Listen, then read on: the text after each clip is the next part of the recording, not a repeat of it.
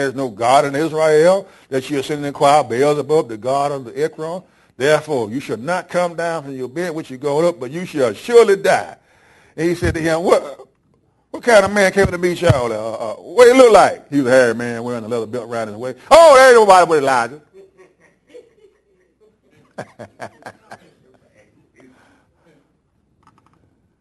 And the king said to him, who had a captain of 50 with his 50 men. So he went up to him, and therefore he was sitting on the top of the hill, and he said, man of God, the king said, come down. Notice now he's sending 50 of his choice men, the captain of the 50, they go bring Elijah down to him. So Elijah answered and said to the captain of the 50, if I am a man of God, then let fire come down from heaven and consume you and your 50 men. And fire came down and consumed him and his 50. Then the king sent another 50. Now he crazy, ain't he? 51 already dead.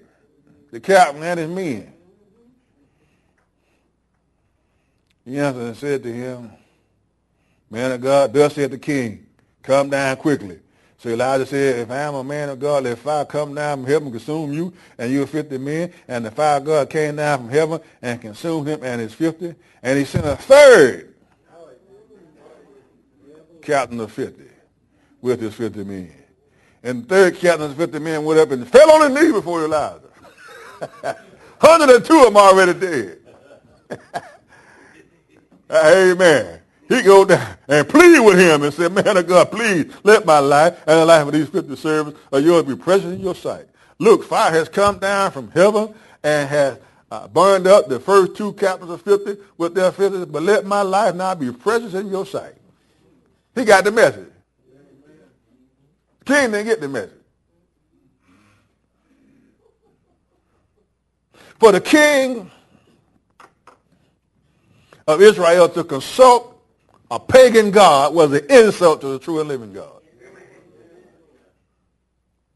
And he being the leader of the nation, seeking out a false god named Baal, right? If the leader is doing it, then the people are going to do it. So God has to deal with the leader so the people will get the message. Don't do what he did.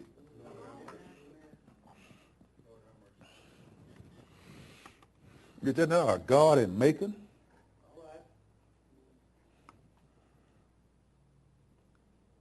That we got to inquire City Hall all the time. That's a God in Macon. A God in heaven who can deal with all these problems in Macon. Huh? But no, we got to go down the street and get a deputy sheriff and march down the street. And nothing happens. There's nothing wrong with that. I'm not going to denigrate that. What I'm telling you is this. You know, as soon as they march over, kids go back killing kids. That's a God in Macon. His name is Jehovah. Yes, sir. What about these people that consult these hand readers and all that stuff? Save the money. Yeah, well, yeah, them folks ain't saved. They got demons in them. And notice, and the angel of the Lord, that's the Lord Jesus Christ, said to Elijah, go down with him. Don't be afraid of him. So he arose and went down with him to the king. And then he said to him, thus says the Lord, because you sent messengers to inquire of Beelzebub, the god of Ekron, which is a Philistine town, is it because there are no God in Israel that you inquire his word? Therefore you shall not come down from the bed to which you gone up, but you shall surely die. The most powerful man in the nation. God said, go tell him he's going to die. The same bed he inquired of Beelzebub on, the same bed he's going to die on.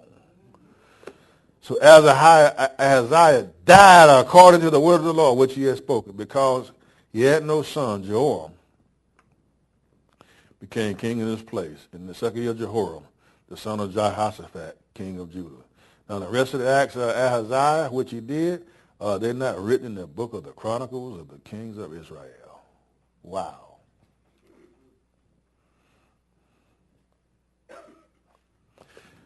See, people of God, we've got to be very, very careful that we're consulting everybody about our problems but the Lord.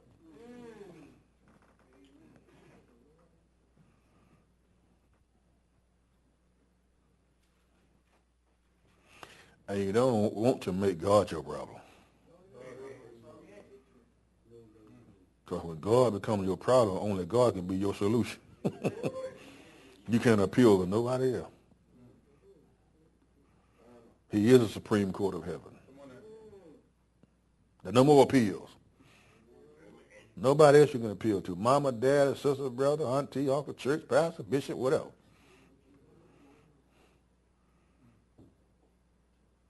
And I think a lot of times we look to politicians to solve our problem.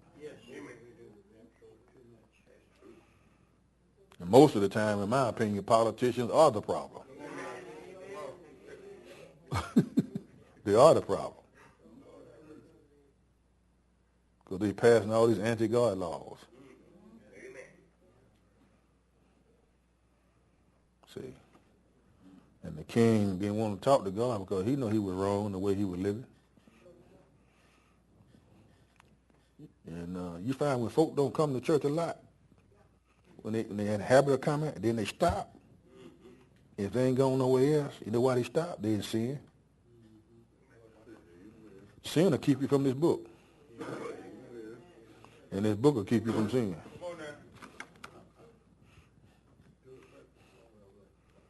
When I ain't seen some of my members in a long time, and I know they ain't been working. They ain't been going nowhere. You know what I know? Hell brought them to the church today. So when they walked in, hell done brought you here.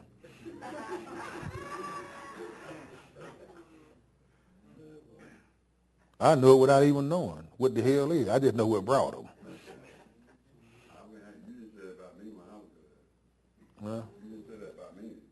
No, I heard you were sick. But then it might be true. I don't know. Go on and tell the church. Tell the folks. I don't know what's going on with you. I got two witnesses back. Yeah. Well, you had back surgery, right? You couldn't do too much sinning, so you all right.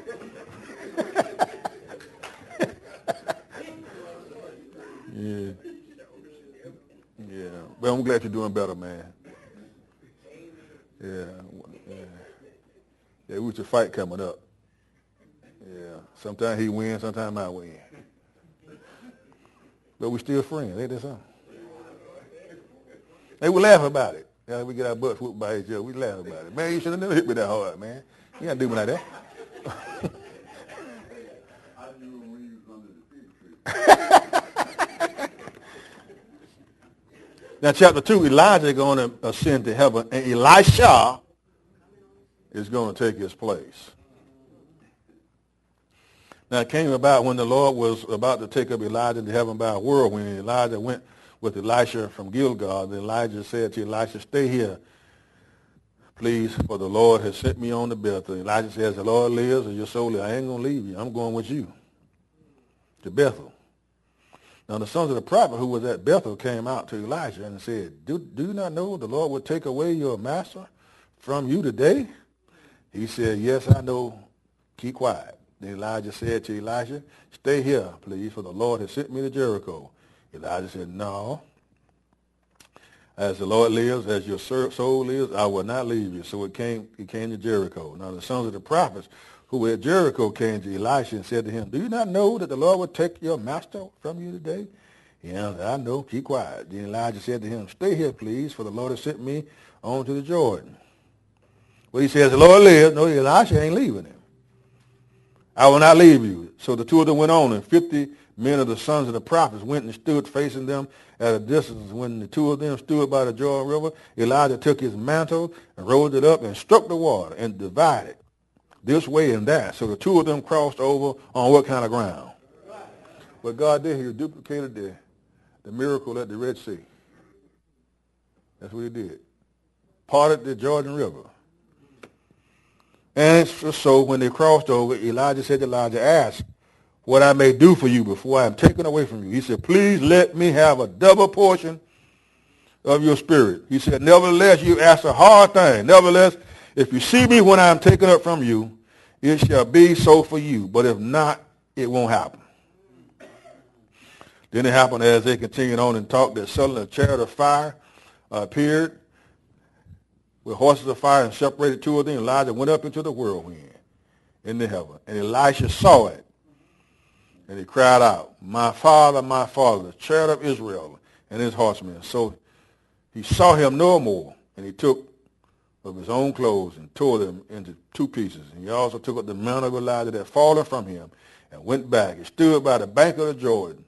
And then he took up the mantle that had fallen from him, the mantle of Elijah that had fallen from him, and struck the water and said, where is the God of Elijah? And when he had also struck the water, it divided this way and that way. Elijah crossed over. Where is the God of the Lord God of Elijah? Well, when he put the mantle and struck the water did what? The God of Elijah right now is with you. Now notice here, Elisha is asking for a double portion of what? Write down somewhere in your Bible, in your notes, that Elisha did exactly twice as many miracles as Elijah to the number. God fulfilled Elisha's request and gave him a double portion of his spirit. What do you think when he was told, if you see me when I'm taken up, what's the takeaway from that? I mean, well, here's the evidence. The evidence is, if you see me when I'm taken up, then I'll give you a double portion of my spirit. If you don't see me, it ain't going to happen. You saw him. I don't know what you're thinking about the takeaway. I was just wondering what it was. When I first read that and saw that, the thought that came to my mind was the intent as far as keeping your focus on things above, keeping your mind set on God. Yeah. More so than other stuff, but I don't know. Yeah, I mean, you could use it as a application, part of it as an application. Yeah, I wouldn't reject that. No. Yes. I was thinking if you call me meant for him, you stay with me. Don't go anywhere. He kept saying earlier, I'll stay with you, I'm going to follow you and whatnot. No, Elijah was telling him to go. He was saying, I'm going to stay. That's what I'm saying. Elijah said, but he had to be there in order to get the blessing. If he accepted what Elijah said and left, he wouldn't see him. Right. So if he stayed with Elijah, even over Elijah's protest, he would be there to see him taken up. Yeah. Yeah. That could be. People that just kept seeing and telling Elisha that, did you know God was going to take you up, take away Elijah? The prophets, yeah. They're confirming Elijah's words that Elijah told to Elisha. Then verse 15, now when the sons of the prophets who were from Jericho saw him, they said, after Elisha had crossed over, the spirit of Elijah rests on Elisha, and they came to meet him and bowed to the ground before him. Then they said to him, look now, there are 50 strong men with your servants. Please let them go and search for your master, lest perhaps the spirit of the Lord has taken him up and cast him upon some mountain or in some valley. And he said, you should not send anyone. When they urged him till he was ashamed, he said, send them. Therefore they sent 50 men, and they searched for 3 days and did not find him. The evidence was they didn't find him. Right?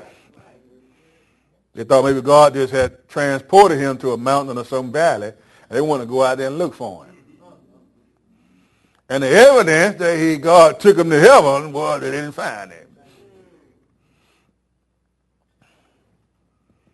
Was that the same situation with Moses? Hmm? Was that the same situation with Moses? Now, God hit Moses on the mountain of Nebo. Oh, he didn't. And when they came back to him, for he stayed in Jericho, he said to them, did I not say to you, don't go? I told you, you're wasting your time. Only way you're going to find Elijah is in heaven. Now, if you can't go up there, you ain't going to find him down here.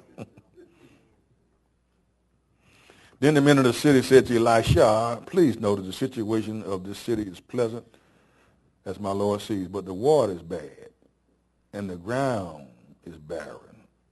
Elijah said, this is the first miracle, bring me a new bowl and put salt in it. So they brought him a bowl, and then he went out to the source of the water and cast salt there and said, thus says the Lord, I have healed this water.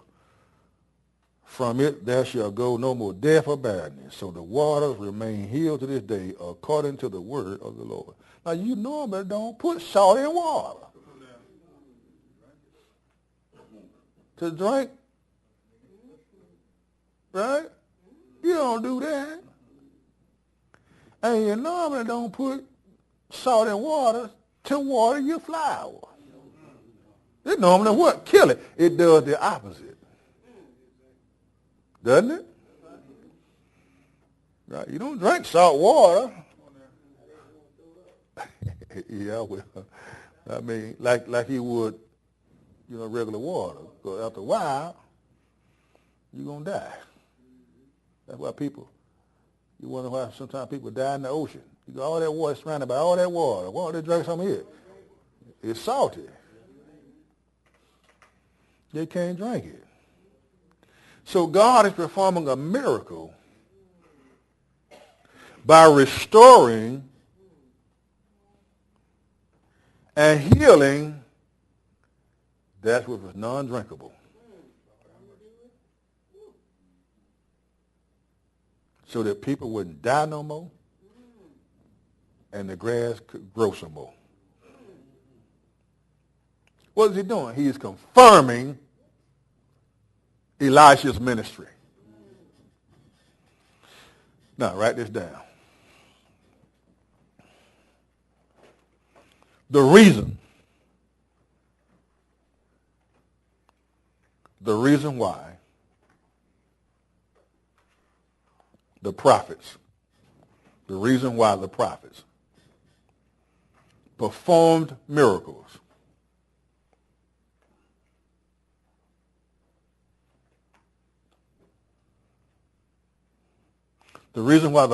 performed miracles was to confirm. Was to confirm to the people. Was to confirm to the people that God sent them.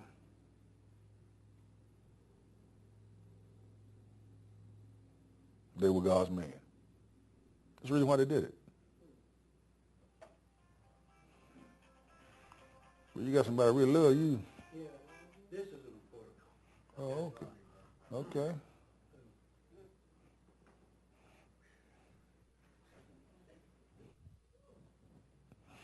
The reason why the prophets performed miracles was to confirm to the people that God had sent them.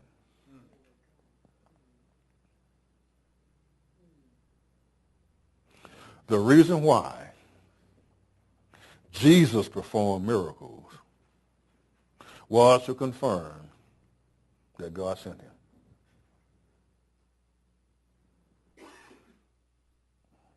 Exact same reason.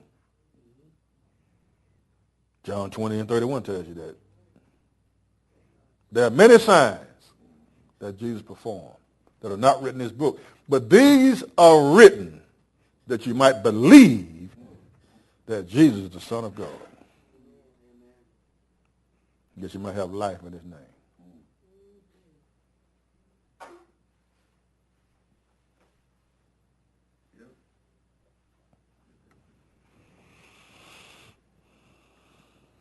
So here is Elijah doing something that's totally contrary to something that, just don't make no sense.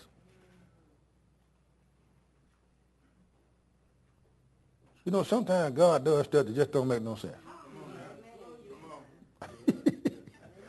It don't make no sense. Right? And God said, I know that. But I'm doing something that don't make no sense, so you'll understand that it's me who's doing it. Think about it. He commanded a raven to feed Elijah. Ravens are consumers. They're not waiters. They don't bring you your food. They take food. And God made a raven act contrary to its nature.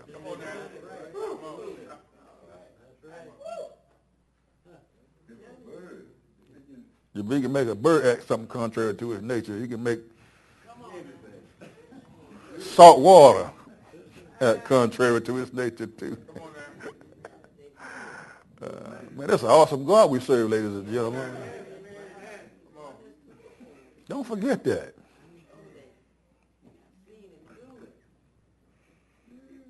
God don't make sense sometimes. I preached a sermon about 25 years ago in D.C. when God don't make sense. Talked about Abraham and Isaac.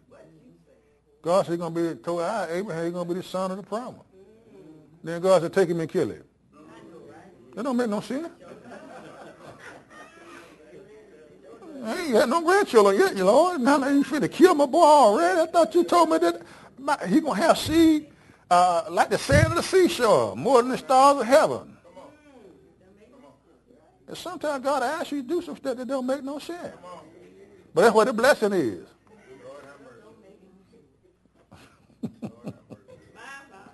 Think about it. God asking you to give some money back that he gave you. That don't make no sense.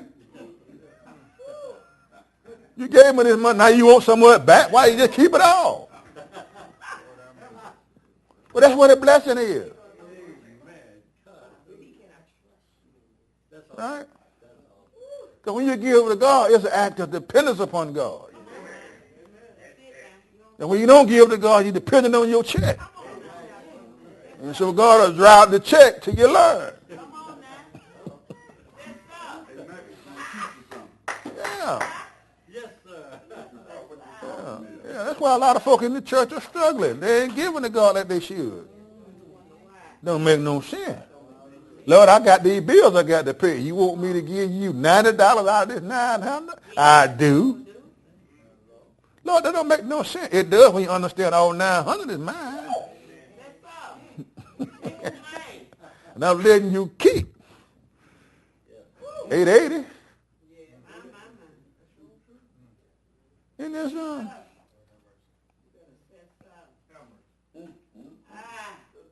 That's also a sign if you're not giving, and I'm not talking about tithing, but if you're not giving, that's also a sign that you've been disobedient in other ways as well. Absolutely. Because if God ain't got your money, he ain't got you.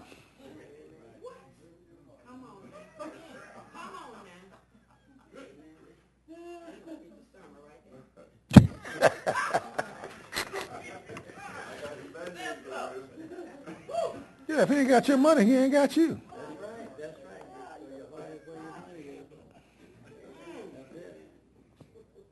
Now, then Elijah went up from there to Bethel, and as he was going up, some youth came down from the city and began to laugh at him and said, "Go up, you bald head. Go up, you bald head." So he turned around and looked at them and pronounced a curse on them in the name of the Lord. And 2 female bears came out of the woods and mauled 42 of the youths. And then he went from there to Mount Carmel, and from there he returned to Samaria. You know why God did that? They were not only mocking Elisha, they were mocking God.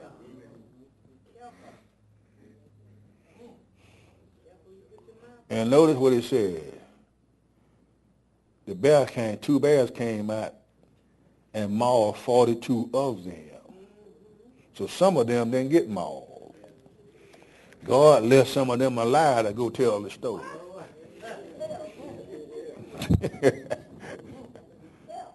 Yeah, he leaves some alive and go tell the story. What? I thought it was more than this. That went. Yeah, man, a bear came out. They were mocking this man of God and stuff. And I tried to tell them, leave that man alone. But they kept laughing at him, calling him bald-headed and yada this and yada that. And two bears came out and killed 42 of them. The moral of the story, don't mock the man of God no more. Amen. Leave God folk alone. That's right.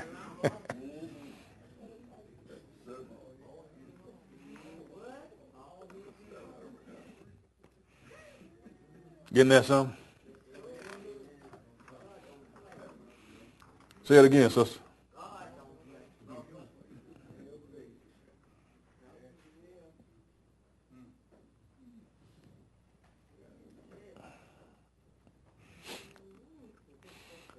So now Jehoram, the son of Ahab, became king over Israel and Samaria in the 18th year of Jehoshaphat. So the kingdom divided. Jehoshaphat had been ruling the south for 18 years when Jehoram became king over Israel. He going to reign 12 years. He did evil in the sight of the Lord too, but not like his father's mother, for he did away with the sacred pillars of Baal that his father had made. Nevertheless, he persisted in the sins of Jeroboam, son of Nebat, who had made Israel sin, and he did not depart from them. Now, wait a minute. Here Jehoram, bless his heart. he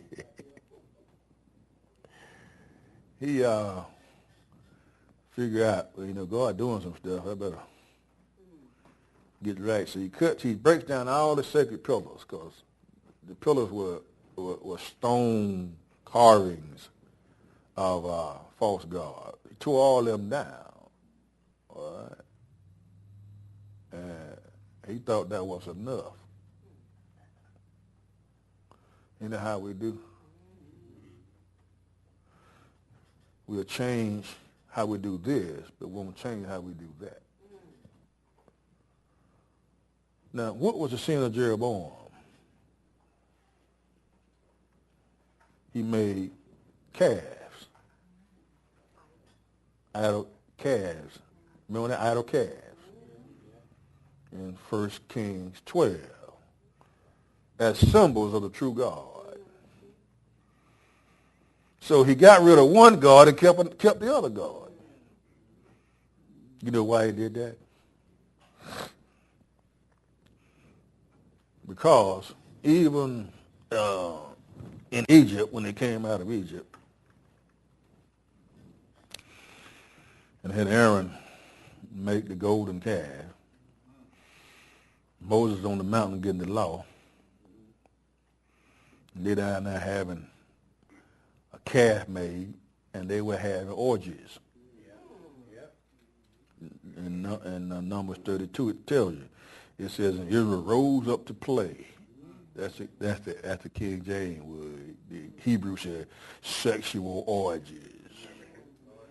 They were down there. The calf was a symbol of Jehovah. They were trying to serve the true God in a wrong way. And it didn't work. So they passing women and men. I mean, they just had a. That's why Moses got mad. They were down there having sex with different women and men, all in the name of Jehovah. That's what they did in Egypt. They brought some of Egypt with them. That's why God had taken them to the wilderness to get Egypt out of them. But that's why you go in the wilderness too. There is no Christian alive who will get out of this world without going through the wilderness. And the Spirit of God is going to put you out there. Now, what's the wilderness? when life is hard and you're catching hell.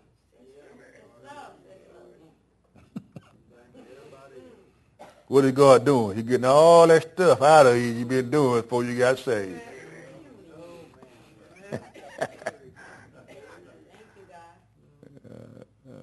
Jesus went out in the wilderness, didn't he? Right after his baptism, went out in the wilderness. Now, Jesus got to go out there. You got to go out there. And so the calf was designed to be a picture of the true God. And here it is, Jehoram, he's getting rid of the Baal, but he's keeping the calf.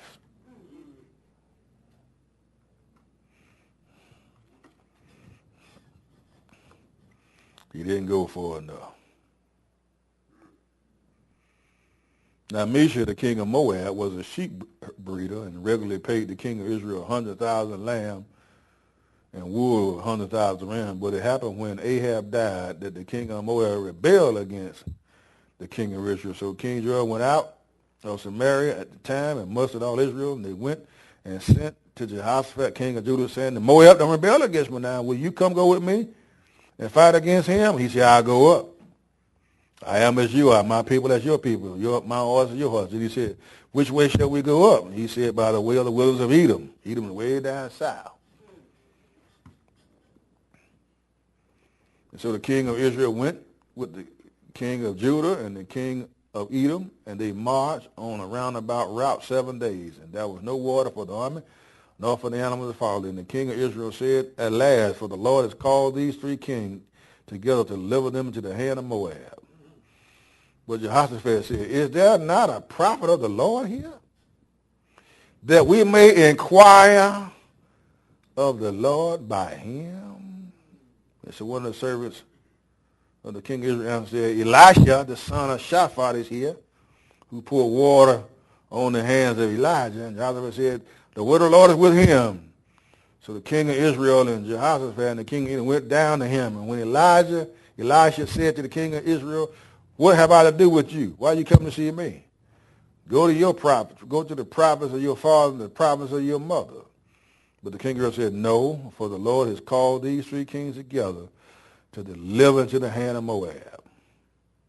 Deliver into the hand of Moab. Elijah said, as the Lord of hosts lives, before whom I stand, surely were it not that I regard the presence of Jehoshaphat, the king of Judah, I would not look at you nor see you. But now bring me a musician here. Then it happened when the musician played, the hand of the Lord came upon him. He said, thus says the Lord, make this valley full of ditches. For thus says the Lord, you shall not see the wind, nor shall you see the rain. Yet the valley will be filled with water, so that you and your cattle and your animals may drink. This is a simple matter in the sight of the Lord. He will also deliver the Moabites into your hand. And also you attack from every fortified city, from every choice city. You shall cut down every good tree and stop up the spring of water and ruin every good piece of land with stone. So why they stop at the water? Dry up the stream, right? Right. See, normally in ancient warfare, one of the things, the first thing they would do early on in the battle is try to cut off the water supply. And they wait you out. That way they don't lose a whole lot of men in battle. After a while, as you get thirsty, now, I surrender all. I surrender all. That's what they did in Psalms 46 with who was the king? Did that to Jehoshaphat. Forgot the name of that pagan king. Ben-Hadad, I believe it was, surrounded the city of Jerusalem. And they cut off the water supply. Okay, that's what they normally did. And they wait you out. Right? And the psalmist writes, God is my strength, my refuge and strength, and a present help in time of trouble. Y'all remember that? That's Psalms 46. Right? But what Ben-Hadad did not know as he waited, the Jews didn't surrender. Because Hezekiah had built a tunnel underneath the city from the spring of Gihon, which constantly fed water into the city. So there was water coming to the city that the enemy knew nothing about.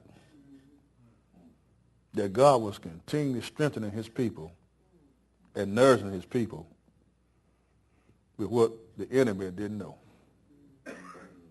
And they were wondering, why haven't they surrendered yet? They should have been surrendered by now. It's because of that. Right? You know, there'll be people in your life who wondering, why haven't you given up on this thing? They're giving you hell. They wonder, what's wrong with her? Why has she just quit? Because God done put somebody on the inside of you that they know nothing about. His name is the Holy Spirit. And he strengthens you when the world is saying, she should have given up by now. Hallelujah. Take that home with you and chew, and then we'll see you Thursday.